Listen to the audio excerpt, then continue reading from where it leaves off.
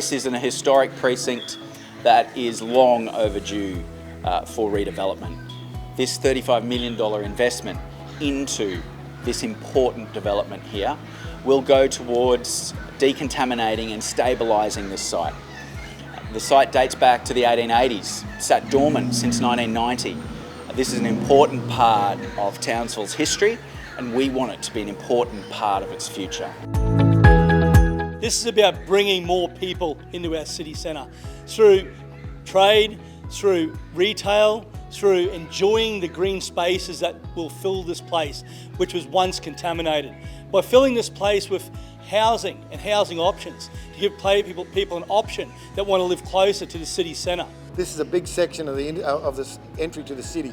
So if we can clean that up, that'll encourage other people and we'll get some pride back. What the government's putting in is absolutely critical to help us get to the next level. This is a fantastic spot, and I tell you what, I can't wait to see this become an integral part of the Townsville CBD once again.